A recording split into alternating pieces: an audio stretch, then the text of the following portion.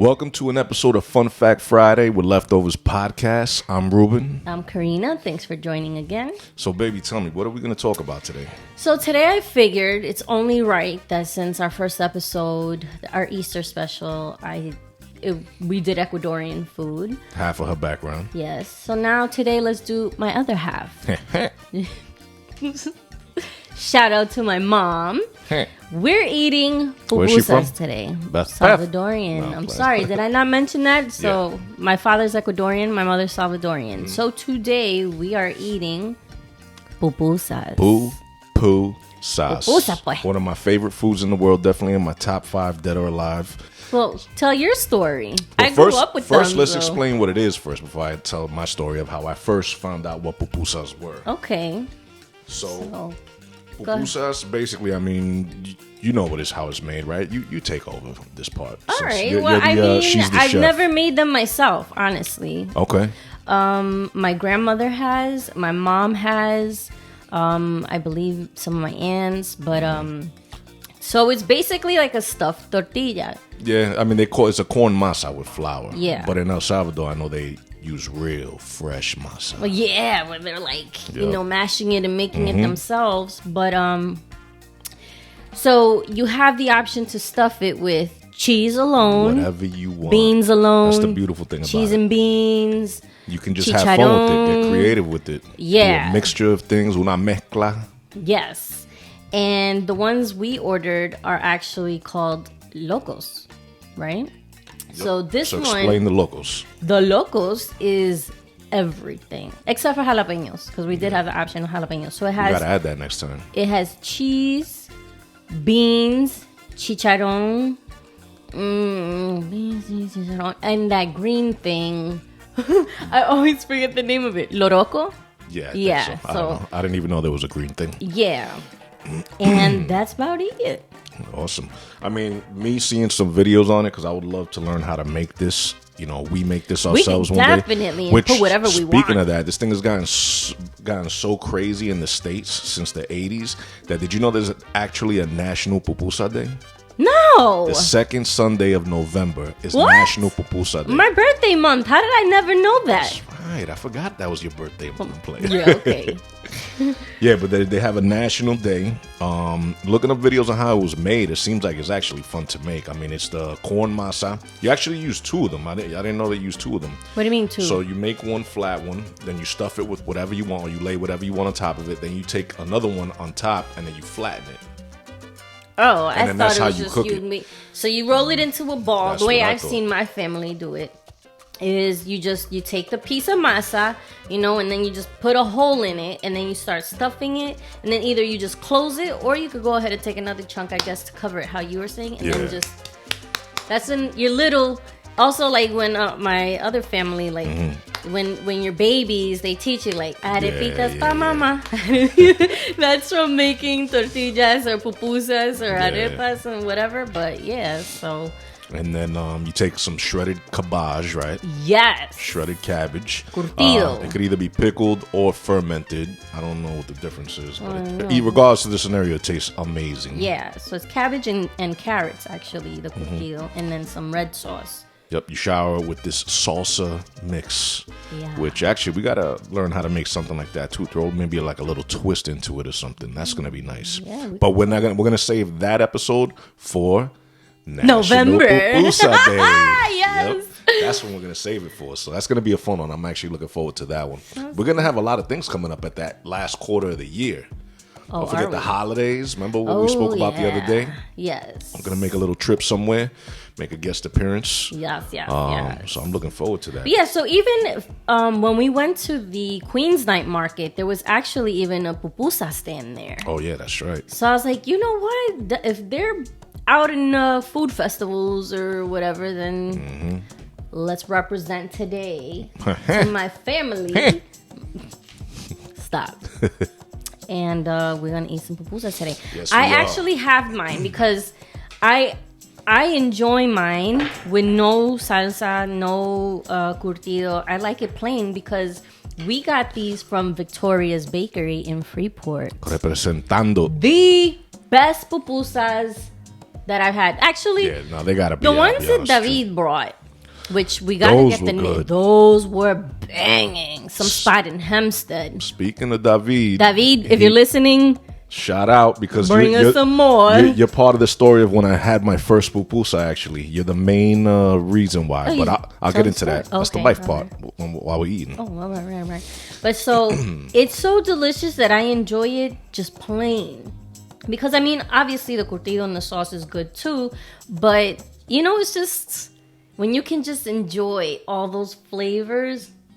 I don't know. To me, pupusa is a big mood food. It's definitely good. It's definitely good plain. No question about it. I have no complaints about that. I just prefer it loaded, completely so I did loaded. half and half. Just, hit all them taste buds. Let's take this first dive because I'm starving. What you got there? Horchata. I finished up my coffee. I wish I had more, but... Sorry, but you could share the horchata. Where'd you get this from? From Victoria's Bakery. Oh, right. Yeah. So horchata is also a traditional Salvadorian drink. Oh, I didn't know that. Yeah. You know what's funny? That, like, I've eaten this stuff my whole life, and I don't even know what it's really made of. That's but cool. Horchata, it's gotta be, like, avena, maybe something. Horchata, I don't know. You know what? My bad. I should have done the research. I should have came We're going to save that for National Horchata Day. But it's a milky, cinnamony drink. Listen, keep explaining. I'm just going to take the first bite, so we don't have dead air. Yeah, so no, it's really good. And if I don't drink horchata with my pupusas, then I drink a cebada. You know what it is? Like growing up with this stuff, it's like, you know how we've all drank Milo or Nestle Quick. You know, cebada. What's Milo, by the way? The chocolate mix that you put in the milk. Babe, stop. I don't think I'm familiar. Maybe I am. Maybe I've had it, but I don't remember the name. That's for sure.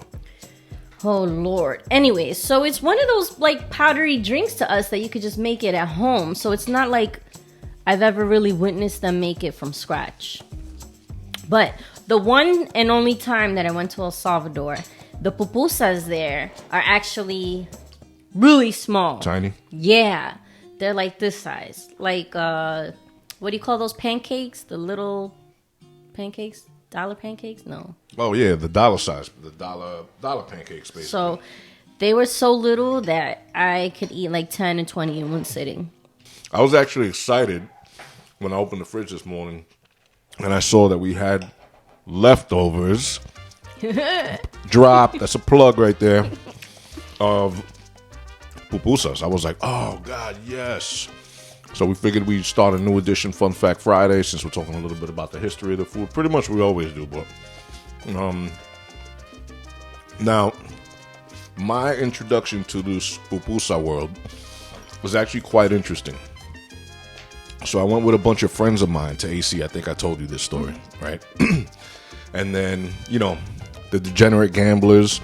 The day you want to leave, they still want to, even though you're checking out of the hotel, they want to go take the clothes back to the car, go back into the casino, and just gamble the whole Sunday. And me, I don't gamble, so I'm just like, I want to go. Thankfully, we went in several cars, and one other person wanted to come back to New York with me from AC, David. So, obviously, you know, it's a long weekend of partying, so you're kind of like already just like Sunday, you just want to go home, relax, chill, whatever. Drink a lot of water, and then I'll never forget, we're coming into Long Island, and David's driving, because I was like, yeah, just drive. Had shades on, I'm sitting in the passenger seat, just like... Chuchaki. Yeah, exactly, which for those who don't know what chuchaki is, it's a hangover, right? So, David pulls into Long Island. Now, David wasn't like a drinker like that or nothing. He never did nothing, so he was like fine to drive. The next day, we pull into Long Island, and this is the moment where I was like, I knew this kid was too good. He's too good to be true, because he didn't drink, he didn't smoke, nothing, right? But then all of a sudden, he turns to me, and then he's like, yo, I'm starving. I'm like, yeah, I could go for something to eat too. And he's like, yo, I'm going to take you for some pupusas. Now, everything just paused for me at that moment. Poop emojis, poop emojis, poop emojis. Not even poop emojis. I'm thinking that was a term for something else. Oh, I'm my like, God. So I'm like thinking to myself, I knew this kid was too good to be true. He likes going to brothels. You know what I mean? And I'm like, I don't know, man. And then this was like the scene in Hangover. The scene in Training Day. Remember Training Day with Denzel and Ethan Hawke? No. You don't remember Training Babe, Day? I don't remember movies how you do. All right, I've watched it. I just don't have it memorized. There's a scene in where Denzel's driving the car and he's smoking a cigarette and he's looking at Ethan Hawke laughing. Now, Ethan Hawke is basically being kind of held against his own will because this is his job, but he's with like a crooked cop now, you know, but he's like, he doesn't want to lose his job. He's been fighting for that position for the longest. So there's a scene where Denzel Washington just looks over at him and starts smiling, and then all of a sudden Ethan Hawke just starts kind of like seeing foggy and everything, and that was the scene where he like kind of drugged them to kind of like blackmail him. Yes, I remember that. And that's what that scene was like to me. I heard David go, "Let's go get some pupusas," and I'm like, oh God, no. No, I'm like thinking to myself, I don't want to get a disease. I don't even want to be parked in the front of one of these places, nothing like that, because I'm thinking he's pulling up to a brothel.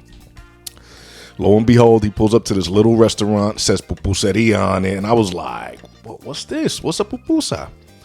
And all of a sudden I sat down and I was like, let me get one. I wasn't going to eat. Ate one. I was like, let me get another one.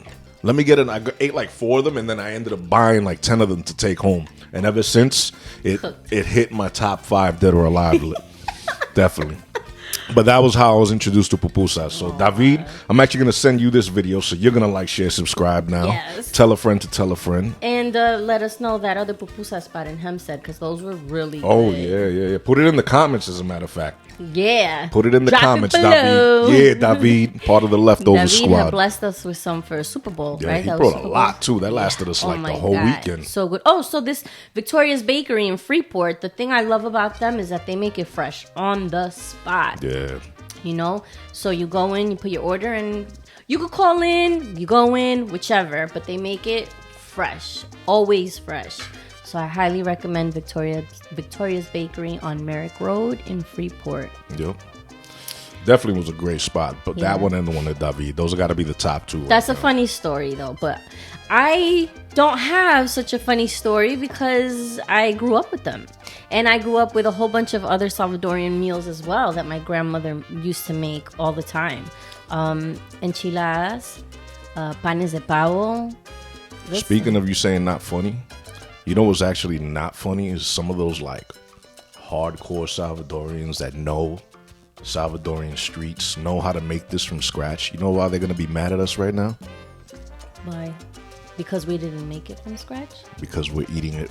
Oh, sinfully. True. You know, it's so sinfully. Funny. This is why you're my soulmate, baby. Because Yeah. I was thinking, I was going to mention how my grandma just, with her hands, everything with your hands, your hands, But not for nothing, it's kind of weird though, because the first time I did it, it actually was the best time it tasted the best, if that makes any sense, because I ended up taking the flour thing like a taco. I loaded up the cabbage in it, and then I put the sauce on it, and I was like, this is it.